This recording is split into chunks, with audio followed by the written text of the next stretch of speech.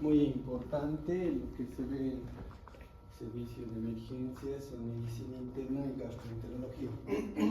Más propiamente, esta patología es tratada por los del servicio de gastroenterología, ¿no?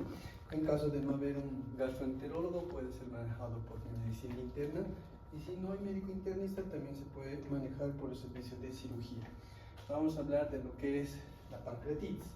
Sabemos que la pancreatitis es una patología muy alta en nuestro medio, debido a múltiples factores. Uno de los más importantes es la alimentación, el sobrepeso, el sedentarismo, y también porque el 80% de estas patologías se van a presentar por cálculos en vías biliares, ¿no? Entonces, ahora, antes se decía, o antiguamente tomaban el concepto o el criterio de decir que era una relación de varón a mujer, que el varón tenía 2 en relación a la mujer, 2-1 en relación a la mujer, pero hoy en día se ha visto que esto ha tenido un cambio brusco y generalmente esta relación ya es 1-1, es decir, uno de cada, un varón y una mujer tienen el mismo porcentaje de poder presentar en algún momento de su vida algún cuadro de pancreatitis.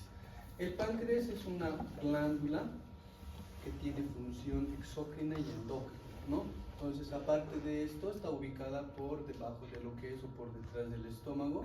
Se encuentra ubicado en lo que es la primera y segunda porción del duodeno. Está en relación directa con lo que es el sistema de las vías biliares, ¿sí? Ahora, libera hormonas.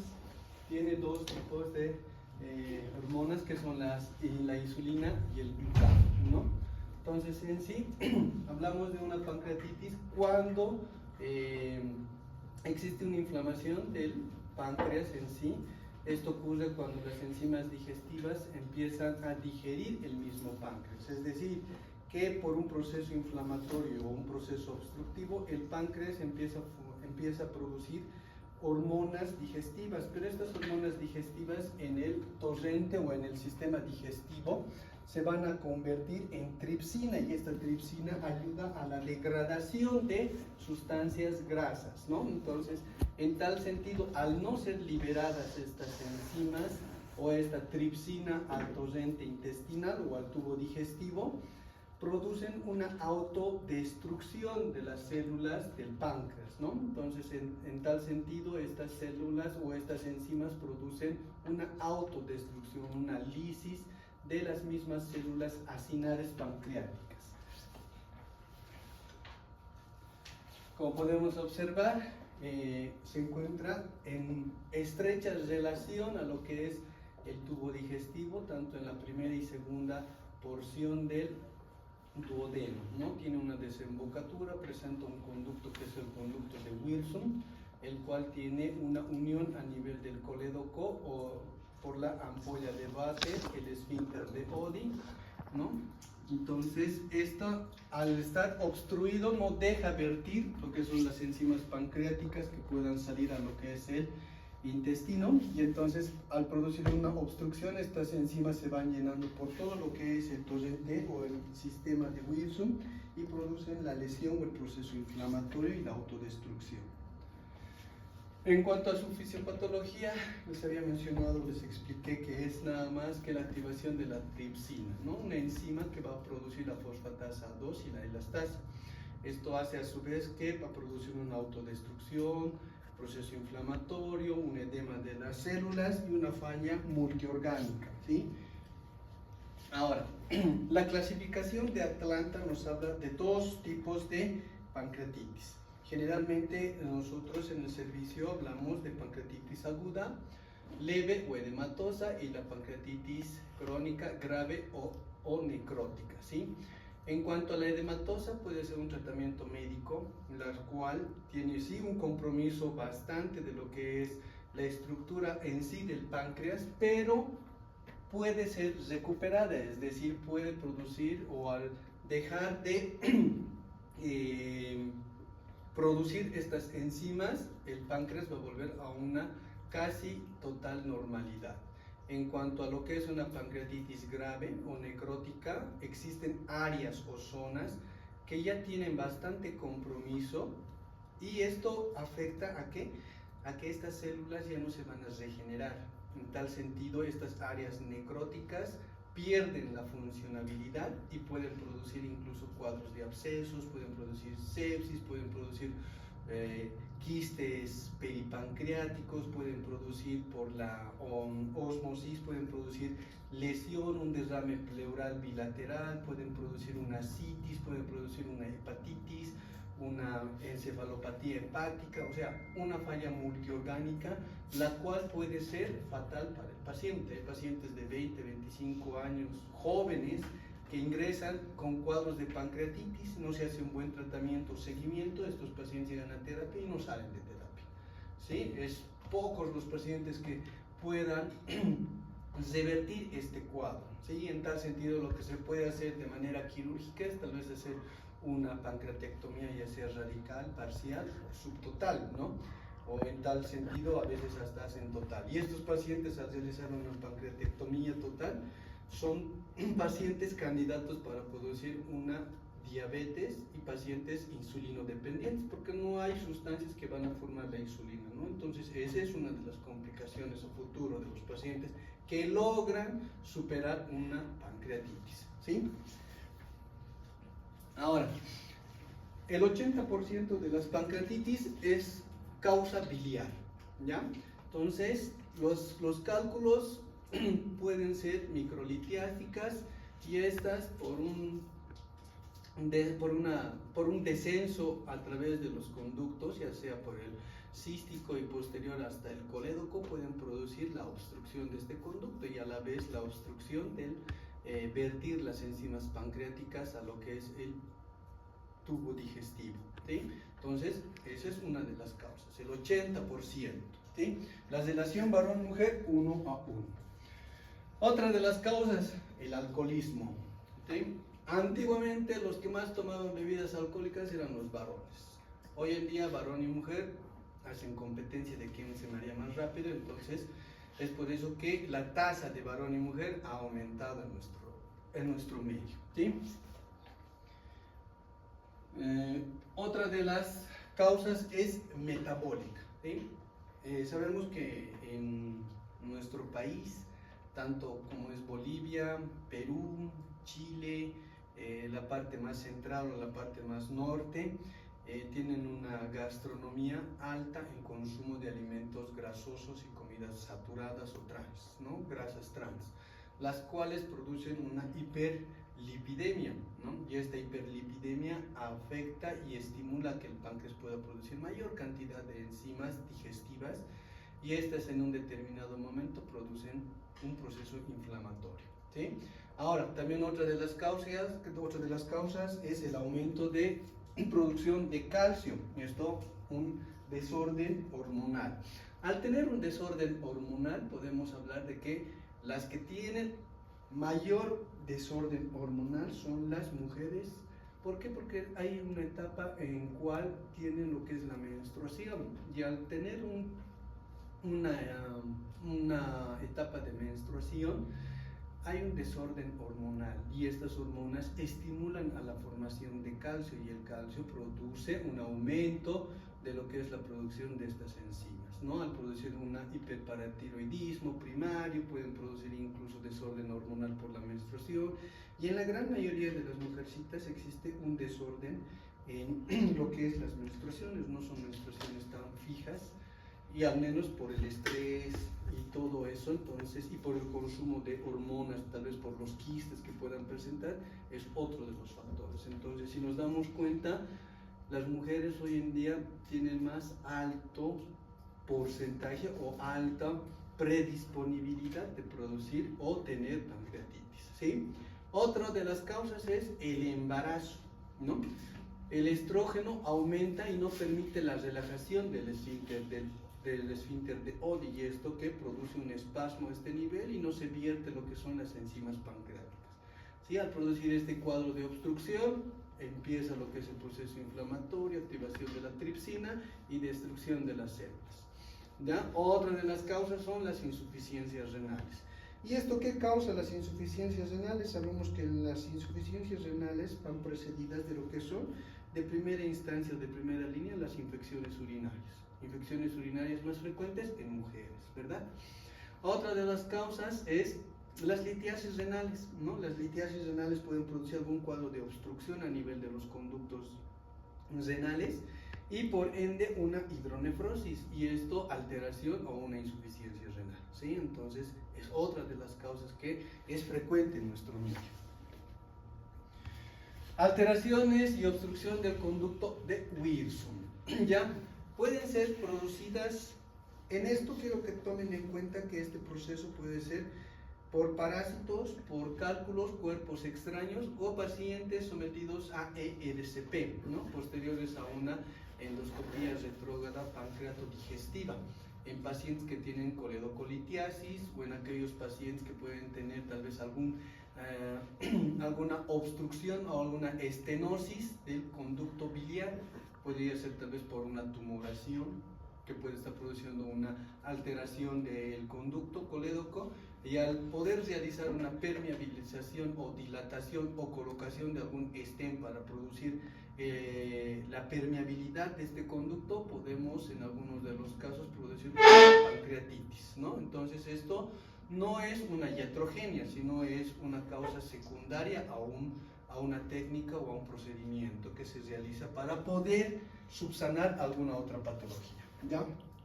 Ahora, alteraciones del duodeno. Puede existir algún pólipo, algún divertículo, puede producir lo que es una estenosis a nivel duodenal o a nivel de lo que es el conducto de Oddi por un proceso fibroso o fibrocicatrizal. Entonces pueda producir obstrucción o estenosis del conducto de Oddi o del esfínter, y este esfínter, al no producir una dilatación, actúa como una válvula, como una puerta que se abre cuando se les requiera estas enzimas.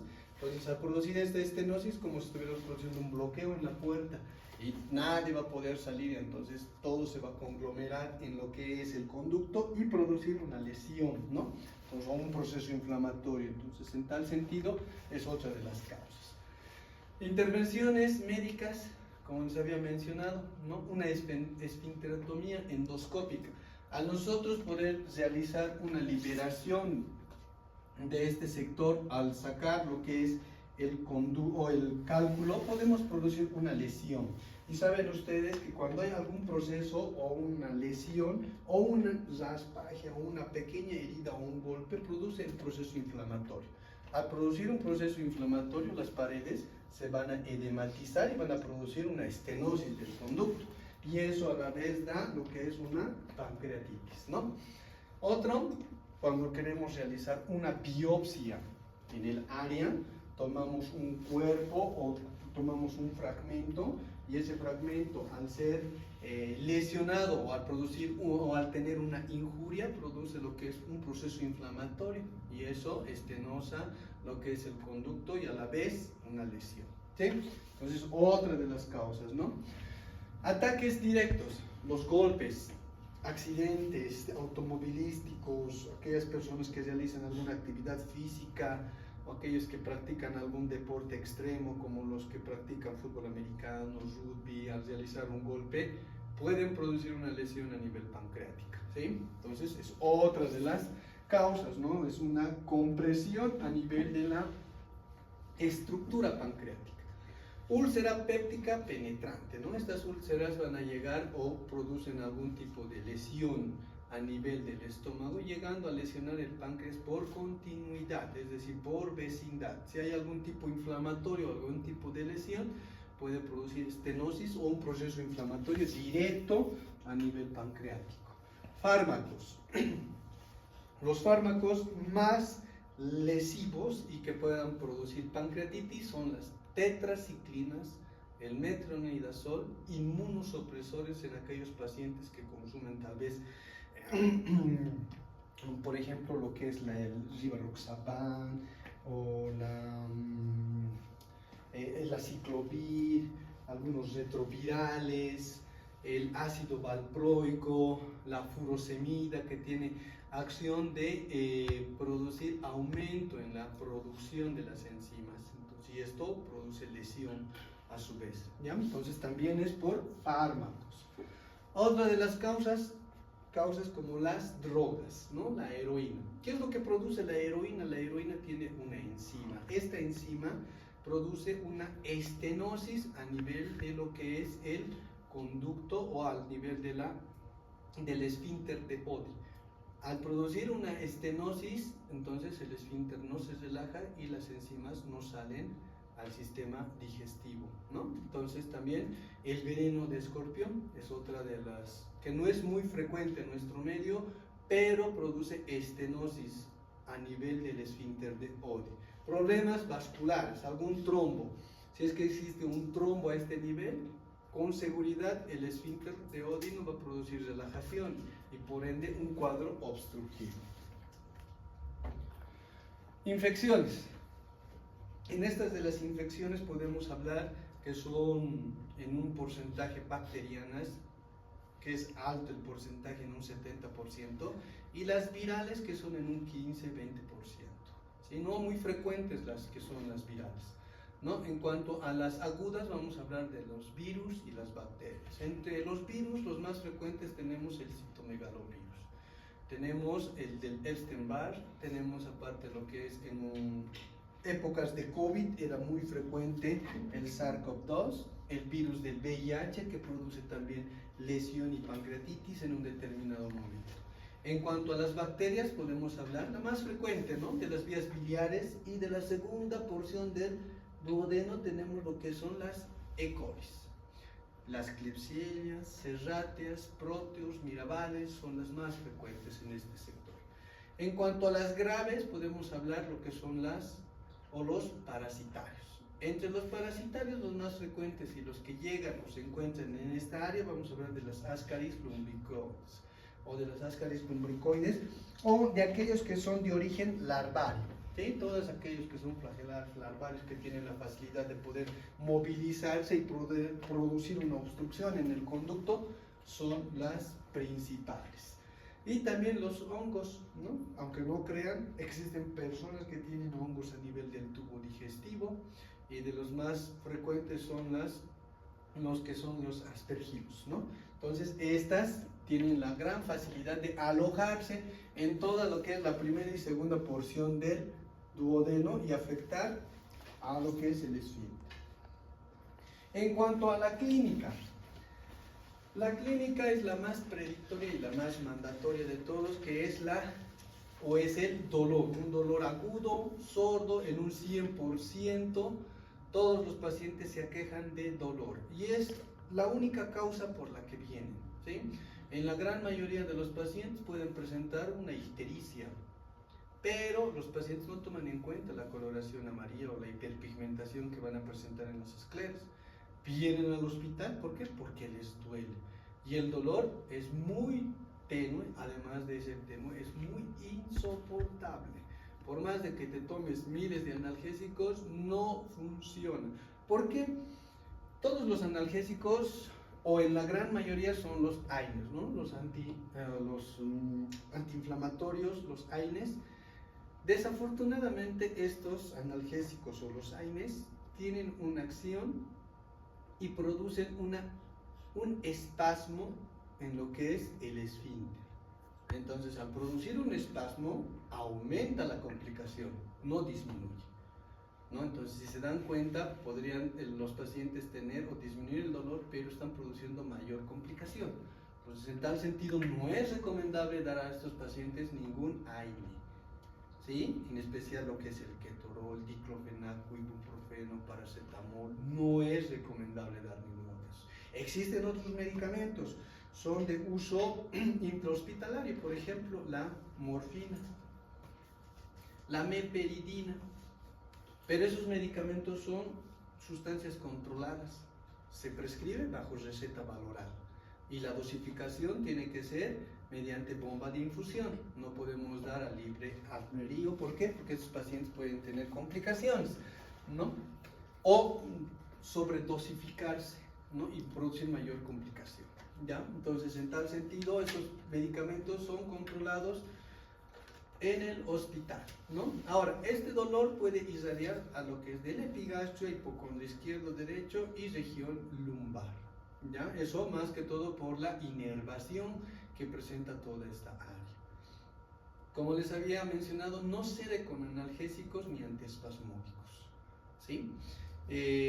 Precedida de náuseas, vómitos, pueden ser bilioalimenticios o de contenido alimentario, nada más.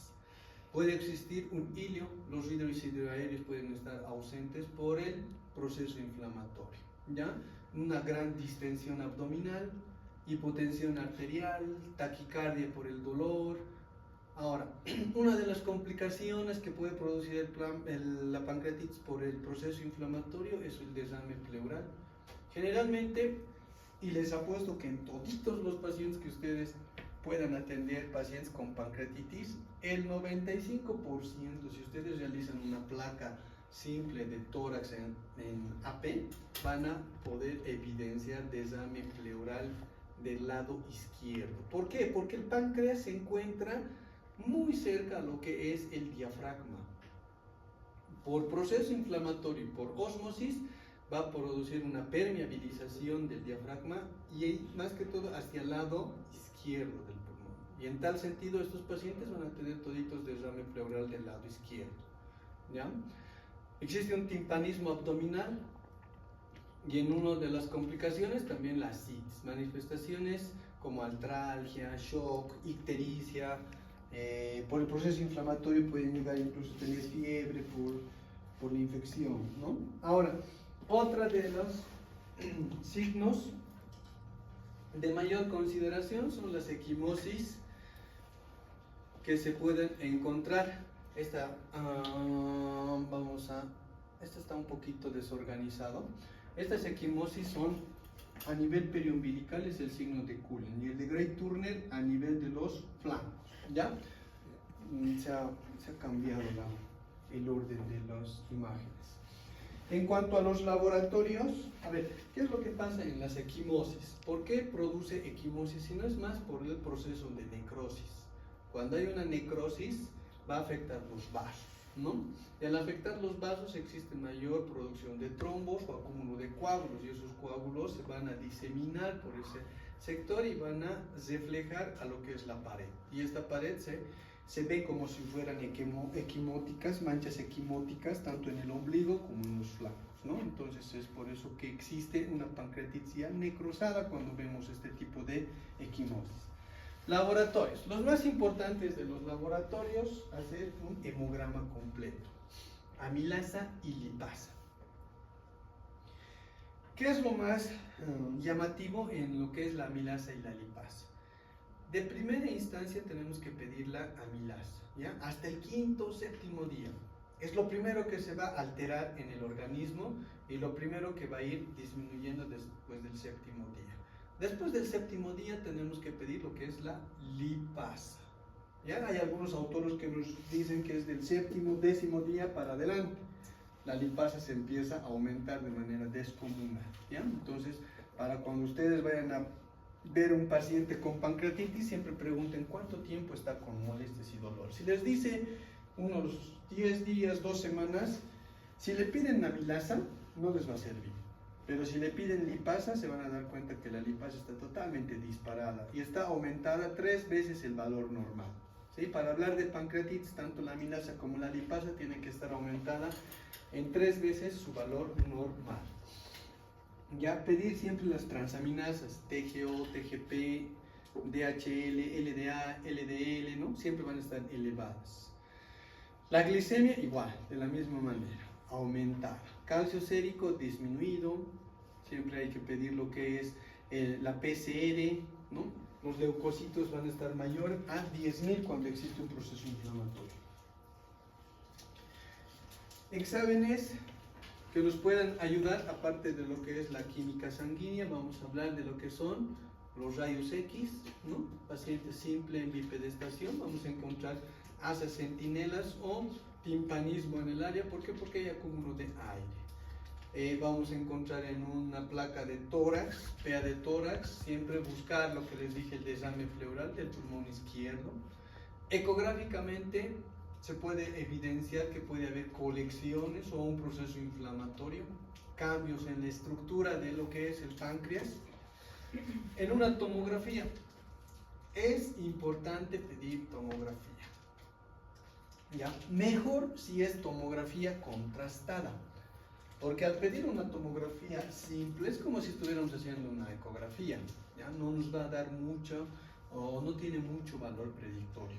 En cambio, al pedir una tomografía contrastada, vamos a poder definir a cabalidad los bordes, las áreas comprometidas y si hay formación o colección de absceso a nivel peripancreático. Entonces es mucho mejor.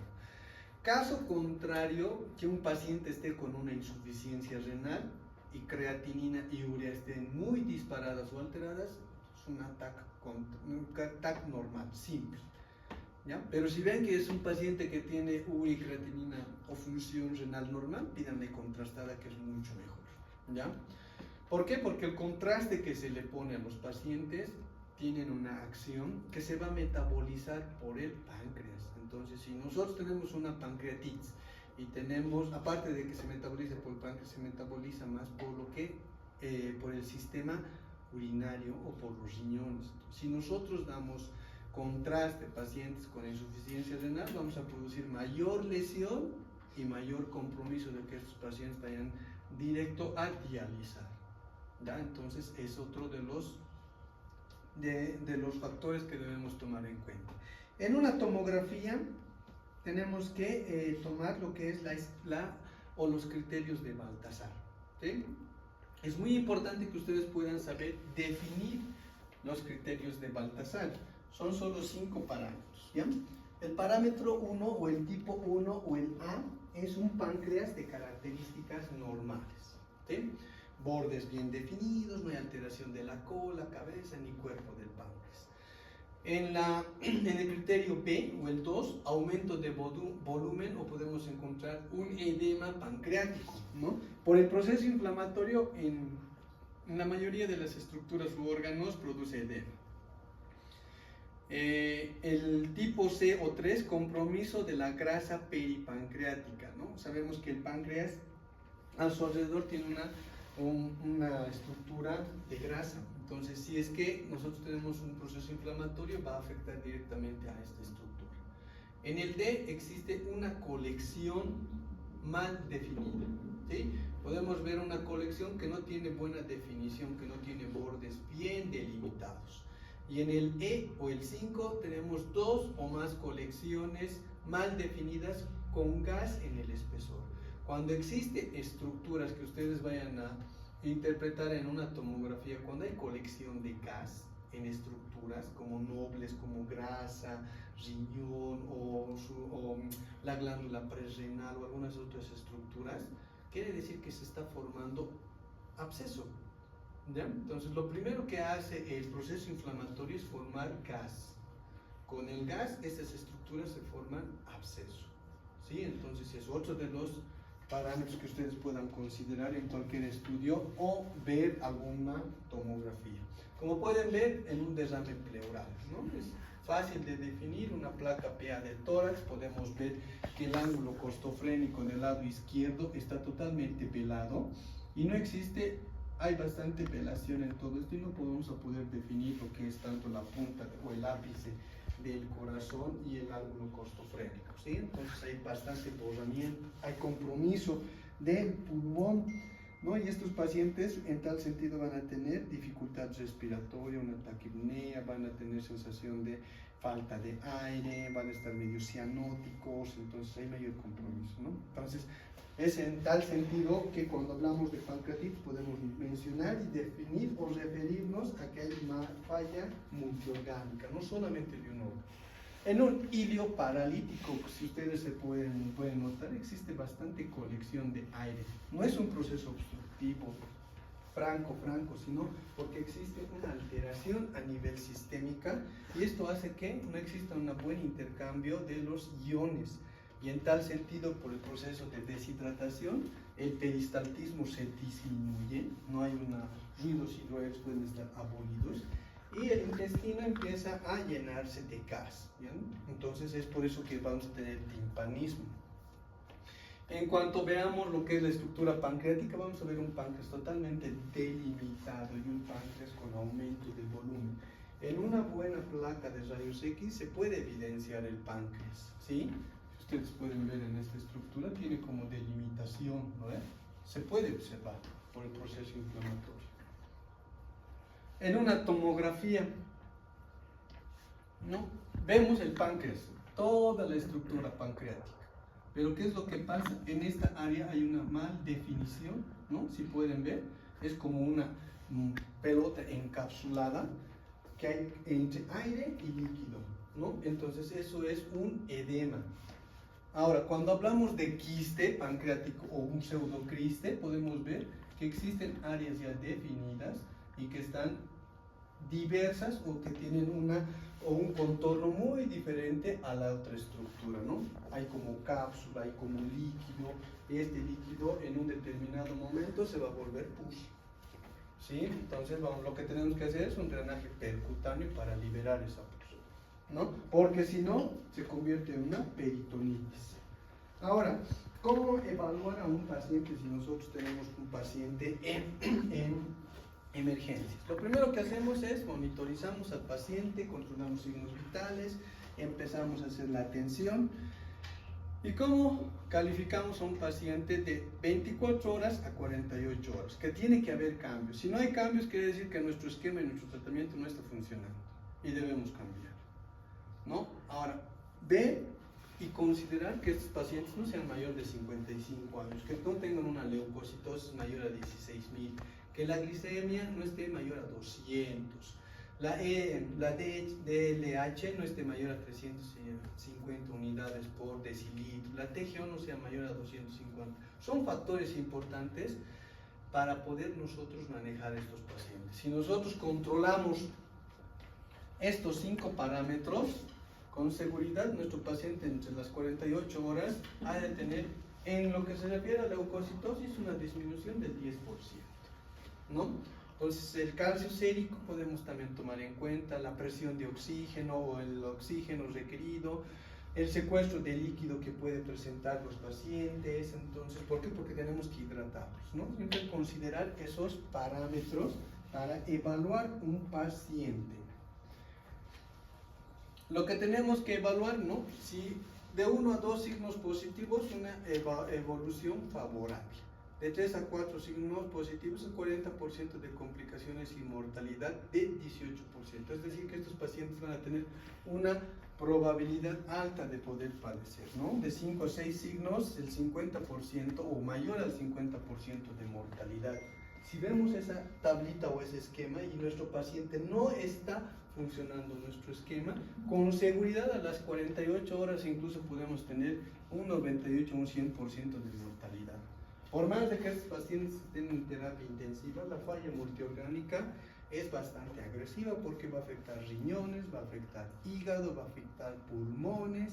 Entonces, si se dan cuenta, son órganos y estructuras muy nobles que si no sabemos controlar, el paciente se nos va.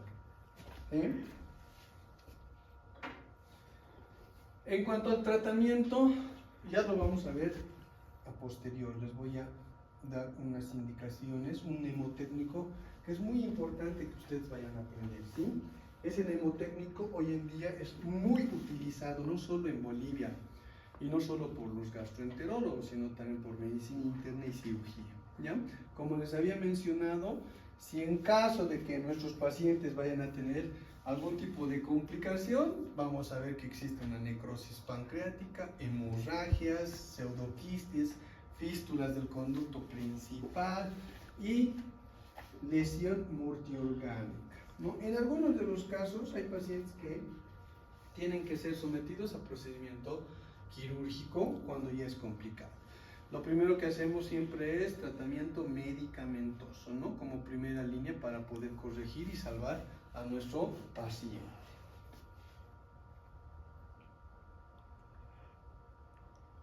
Como les había mencionado, cuando existe necrosis pancreática y hay áreas que no se van a recuperar. ¿Por qué? Porque el páncreas no tiene la finalidad como el hígado de tener células madre que vayan a regenerar células. ¿Ya? Si existe una área necrótica que ya está afectada, está isquemiada, con seguridad esa área no se va a volver a recuperar.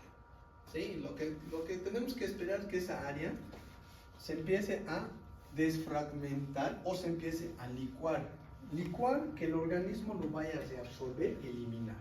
Si no se licúa y no se reabsorbe, tenemos que pensar que esa área lesionada en un determinado momento va a ser pus, va a ser absceso, y tenemos que hacer ¿qué? Un drenaje percutáneo o hacer un procedimiento quirúrgico para extraer esa área. En muchos de los casos se hace una pancreatectomía, se hace una ligadura en el conducto de Wilson y una pancreatectomía, ¿no? Podría ser radical, ¿no? Radical de un extremo, parcial todo lo que es la cola, podríamos hacer subtotal, dejar una parte, o total, ¿no? Y lo primero que tenemos que hacer y tener en cuenta que es cuando el páncreas va a drenar alguna sustancia, tenemos que guiar ese conducto a que pueda ir tal vez directamente al estómago o al intestino. ¿Sí? Tenemos que liberar de lo que es las vías biliares. ¿Por qué? Porque puede producir una colangitis a posteriori. Vean lo que hacemos, ¿no? Hacemos una Y de Rose, colocamos el páncreas en el sistema digestivo y la parte del Wilson va a ir a este lado y va a ir al otro intestino. Entonces lo único que hacemos es guiar al páncreas para que pueda vertir sus enzimas pancreáticas a estas estructuras. ¿Sí? Ahí podemos apreciar, ¿no? Una pancreatectomía total con una área necrosada que ha comprometido la parte del vaso. Este mnemotécnico es el que quiero que ustedes aprendan. Les va a servir mucho en su vida de profesionales, vida de internos, porque les van a preguntar los gastroenterólogos, los cirujanos y los médicos internistas. El mnemotécnico es el mnemotécnico páncreas. ¿Ya? En este mnemotécnico vamos a hacer hincapié desde el inicio del paciente. Lo primero que hacemos con la P es la perfusión. Todo paciente con pancreatitis necesita ser perfundido. Necesitamos solución para corregir que el paciente ha tenido náuseas y vómitos y está produciendo un desequilibrio hidroelectrolítico. Y mediante la perfusión tenemos que corregir esa área, ¿no? En algunos autores mencionan que el Singer normal es de primera línea, expansor plasmático y a la vez para poder corregir el ionograma. Si no tenemos Singer normal, pues le ponemos fisiológico. Cualquiera de esos dos son excelentes para los pacientes con pancreatitis. 2000 a 3000 ml en 24 horas. ¿Sí? Ese es el requerimiento basal de líquidos que debemos tener cada persona, ¿no? La A, analgesio. ¿Ya? Opioides endovenosos, lo más ideal, lo más adecuado. ¿Por qué? Porque no producen espasmo del esfínter de Oddi. Prohibido poner antiespasmódicos, prohibido poner AINES. ¿Por qué? Porque tienen acción a nivel del esfínter de Oddi y lo va a espasmar. Entonces, lo que menos queremos es que se complique, ¿verdad? Lo que queremos es que todo lo que está produciendo el páncreas pueda vertirse al tubo digestivo. Lo segundo es la nutrición. Todo paciente con pancreatitis pongan NPO, ¿ya? Nada por vía oral, por lo menos 3 días. Si el páncreas está produciendo un proceso inflamatorio, es como cuando yo agarro un objeto y me voy golpeando el pie.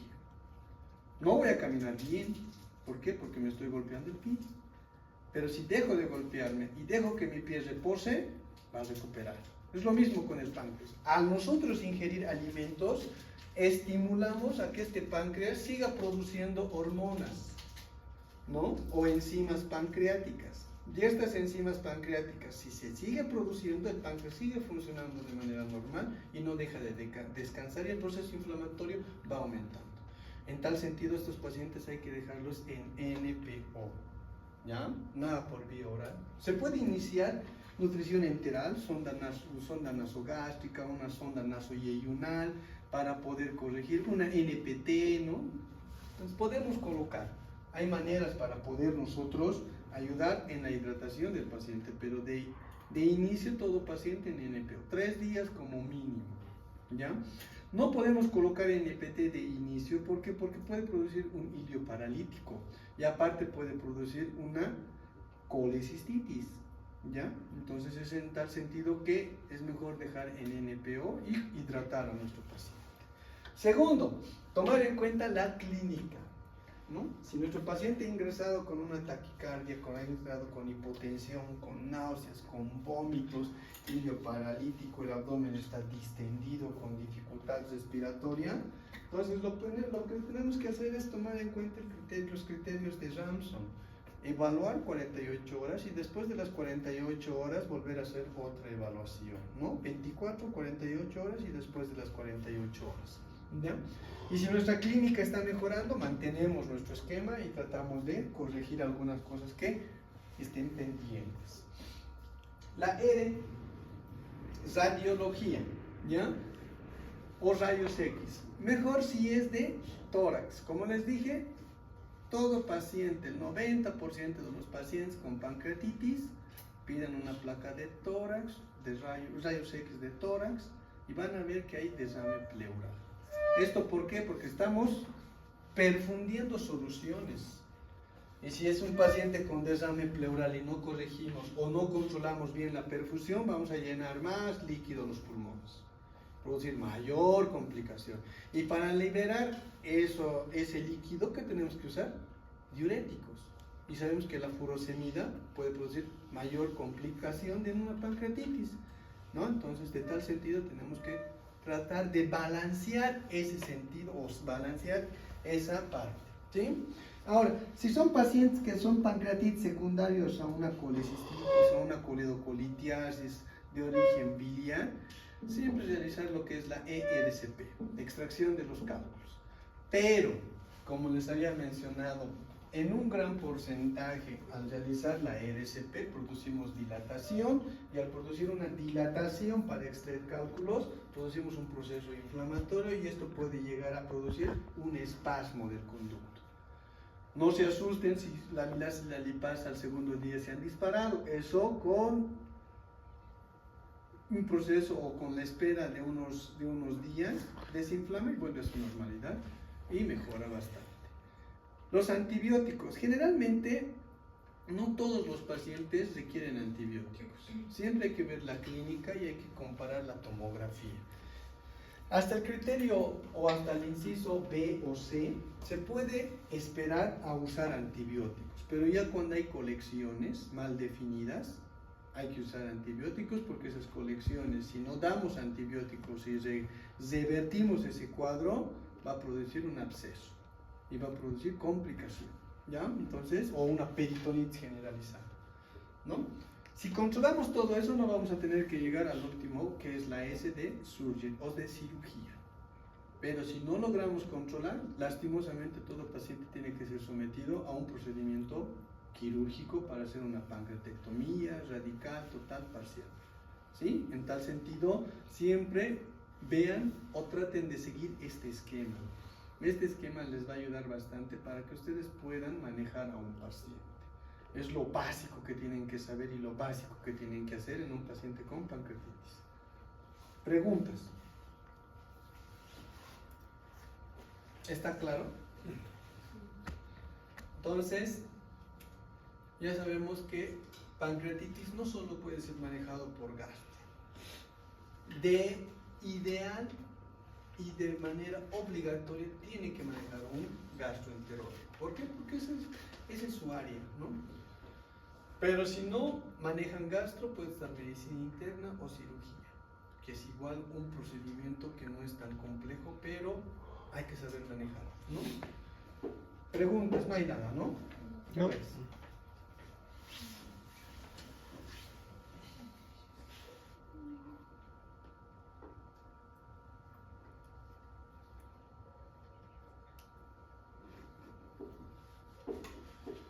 Ya, entonces ya saben que la pancreatitis es una patología, una de las patologías más frecuentes en nuestro medio por el servicio de gastroenterología, ¿ya? Es una urgencia, se debe tratar. Pancreatitis, crean o no crean, se tiene que tratar en hospital, ¿sí? No es manejo ambulatorio. En el caso de los antibióticos, de preferencia siempre nosotros hemos tratado de manejar lo que es las ciprofloxacinas, que son las quinolonas o las cefalosporinas de tercera generación. Son muy específicas para este proceso de pancreatitis, ¿sí? Chicos, vámonos. ¿Ya? Ya, doctor.